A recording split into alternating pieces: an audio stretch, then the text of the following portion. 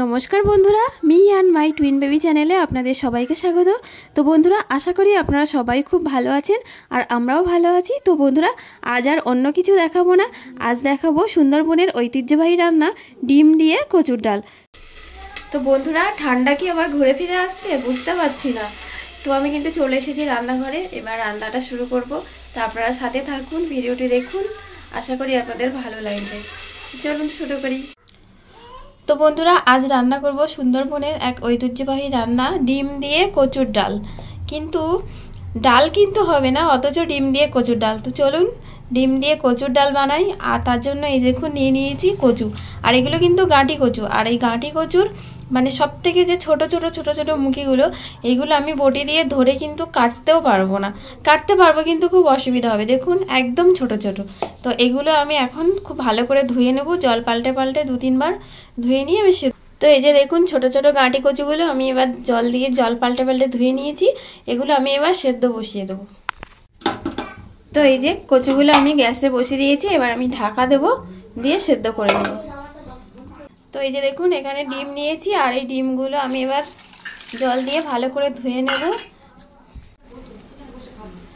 তো আমি এবার ডিমগুলো সেদ্ধ করব, তার জন্য ডিমগুলো ধুয়ে নিচ্ছি খুব ভালো করে। এই যে দেখুন সেদ্ধ করেছি, কিন্তু ফাটেনি, এরকম সেদ্ধ করতে হবে। তো যাই হোক, এবার আমি কচুগুলো ছাড়িয়ে নেব। তো এই যে দেখুন কচুগুলো সেদ্ধ হয়ে গেছে, কচুগুলো আমি এবার ছাড়িয়ে নেব। এই যে দেখুন, এই যে সেদ্ধ হয়ে গেছে, যে সেদ্ধ হয়ে গেছে। কচুর এই গরম জলগুলো ফেলে দিয়েছি, এবার ঠান্ডা জল দিয়ে দিয়েছি। এবার আমি কচুগুলো ছাড়িয়ে নেব। তো বন্ধুরা দেখুন আমি কচুগুলো ছাড়িয়ে নিয়েছি, আর এখানে ডিম সেদ্ধ করে নিয়েছি, আর ডিমগুলোও ছাড়িয়ে নিয়েছি। আর এই কচুর মধ্যে কিছু কিছু কচু সবুজ দেখাচ্ছে, তার কারণ হচ্ছে এই কচুগুলো তুলে উঠোনে মাটিতে রাখা হয়েছিল। এবার কি মানে দিনের বেলা রোদ্দুর আর রাতের বেলায় কুয়াশা, এটার জন্য এই কালারটা এরকম হয়ে গেছে। তো এটার জন্য কোনো সমস্যা নেই। তো যাই হোক, এই যে কড়াই বসিয়ে দিয়েছি, আমি এবার ডিমগুলো ভেজে নেব। কড়া গরম হয়ে গেছে, এবার আমি কড়াইয়ে তেল দিয়ে দিচ্ছি। তো আমরা সবসময় সাদা তেলেই রান্না হয় আমাদের বাড়িতে। তো আমাদের বাড়িতে সবসময়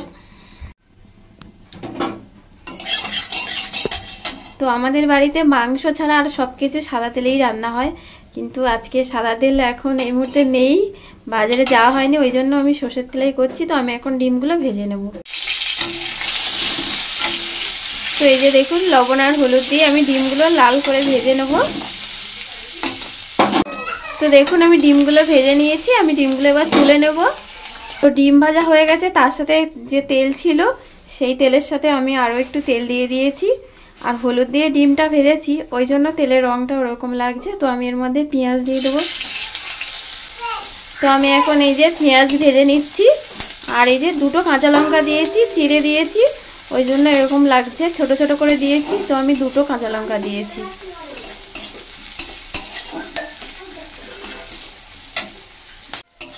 তো দেখুন পেঁয়াজ লাল লাল করে ভেজে নিয়েছি, এবার এর মধ্যে আমি আদা রসুন দিয়ে দেবো। 1 চামচ আদা রসুন বাটা দিয়ে দিচ্ছি।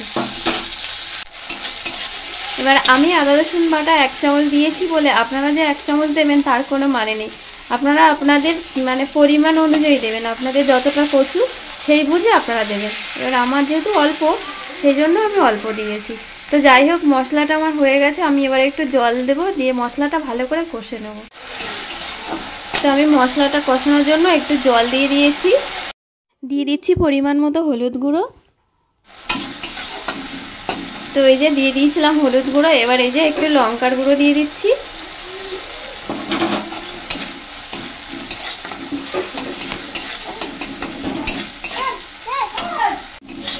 তো এই যে দেখুন মশলা থেকে আলাদা করে তেল ছেড়ে গেছে।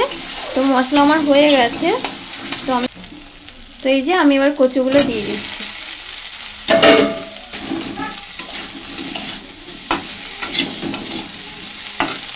দিয়ে দিয়েছি, তার উপরে আমি লবণ দিয়ে দিচ্ছি। এখন থেকে না দিলে কচুর মধ্যে ঠিক করে লবণ ঢুকবে না, সেই জন্য। তো আমি দিয়ে দিয়েছি পরিমাণ মতো লবণ। আর আর এখানে জিরে, মরিচ, ধনে, শুকনো লঙ্কা একসাথে বাটা আছে। তো আমি এই যে কচু এখন কষছি, এর মধ্যে অল্প পরিমাণে দিয়ে দিচ্ছি, দিয়ে আবারও ভালো করে কষে নেবো, একদম শুকনো করে কষবো। দেখুন তো কচুগুলো কিন্তু আমি অল্প করে সেদ্ধ করেছিলাম, ওই জন্য ঘাটেনি, সেই জন্য এরকম আছে, পুরো গোটা গোটা আছে। আর শুকনো করে কষে নিয়েছি। আর এপারে দেখুন আমি গরম জল বসিয়ে দিয়েছি। তো গরম জল তরকারিতে দিলে তো তরকারির টেস্ট হয় আর খুব তাড়াতাড়ি হয়ে যায়।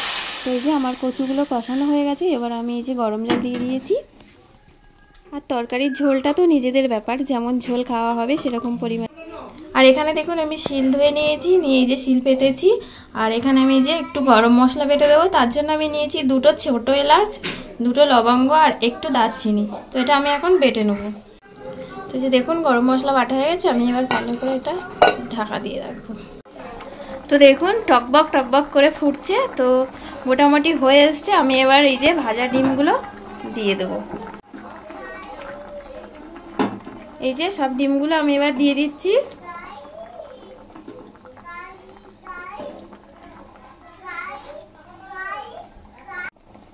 তো এই যে দেখুন ডিমগুলো দিয়ে দিয়েছি। রান্নাটায় কিন্তু গরম মশলা দিতেও পারেন, আবার নাও দিতে পারেন। তো যাই হোক, এই রান্নার মেন যে মশলা সেটাই কিন্তু এটা এর আগেও দিয়েছিলাম। শুকনো লঙ্কা, গোলমরিচ, জিরে, ধনে একসাথে বাটা, শুকনো লঙ্কাটা মেন এই তরকারির। তো সেটা আমি এই যে ফুটন্ত ঝোলে আরও একবার দিয়ে দিচ্ছি। তখন অল্প পরিমাণে দিয়েছিলাম, এখন দিয়ে দিচ্ছি। এবার এভাবেই আপনারা নামিয়ে নিতে পারেন, আর যদি চান তাহলে একটু গরম মশলা দিতে পারেন। তো আমি একটু গরম মশলা যেহেতু বেটে নিয়েছি, আমি গুঁড়ো মশলা দিইনি, আমি বাটা মশলাই দিয়েছি। তো বাটা মশলার তো সবসময়ের জন্য টেস্ট বেশি, সেজন্য বাটা মশলাই দিয়েছি, খুব অল্প পরিমাণেই দিয়েছি। তো আমি এখানে কচুগুলো ঘাটে নিয়ে আমি কচুগুলো এখানে গোটা গোটা রেখেছি। আর ডিম দিয়ে কচুর ডাল বলার কারণ হচ্ছে গ্রামের দিকে অল্প একটুখানি কচু, তার সাথে সেটাকে ভালো করে মেখে একদম পুরো আলু মাখার মতো মেখে নিয়ে ঘেঁটে তারপরে এই ঝোলটা করা হয়। এই ঝোলটা করলে ওই জন্য পুরো কচুটা ঘেঁটে পুরো ডালের মতো করে দেয়, দিয়ে ডিমটা দেয়, ওই জন্য ডিম দিয়ে কচুর ডাল। তো আমি কচুগুলো অল্প ঘেঁটেছি, আমি বেশিরভাগ একটু গোটা গোটা রাখার চেষ্টা করেছি, সেই জন্য। তো যাই হোক, রান্নাটা রেডি হয়ে গেছে। আমি এবার এই যে গরম মশলার বাটাটা দিয়ে দেবো।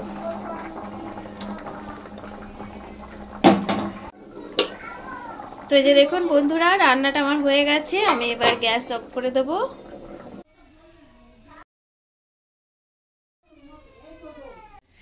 তো এই যে তরকারিটা আমার রেডি হয়ে গেছে, তরকারি এই ঢেলে নিয়েছি। এই যে দেখুন হালকা ঝোল একদম। তো বন্ধুরা, এতক্ষণ সাথে থাকার জন্য আপনাদেরকে অনেক অনেক ধন্যবাদ। তো বন্ধুরা, রান্না বান্না হয়ে গেছে, আর এখন খুব খিদেও পেয়ে গেছে। তো এবার খেতে যাব। আর তোজোতান দেখুন ওরাও অপেক্ষা করছে, ওদের খাওয়া হয়ে গেছে, ওদের এবার ঘুম পাড়িয়ে দেবো। তো যাই হোক, তো বন্ধুরা আজকের ব্লগটি এই পর্যন্ত। তো আশা করি আপনাদের ভালো লেগেছে, আর যদি ভালো লেগে থাকে তাহলে অবশ্যই আমাদের চ্যানেলটিকে সাবস্ক্রাইব করে দিয়ে পাশে থাকবেন। তো আজ এই পর্যন্ত, দেখা হচ্ছে আগামীকাল নতুন ব্লগ নিয়ে আসছি। ততক্ষণে সবাই খুব ভালো থাকুন, সবাইকে টাটা।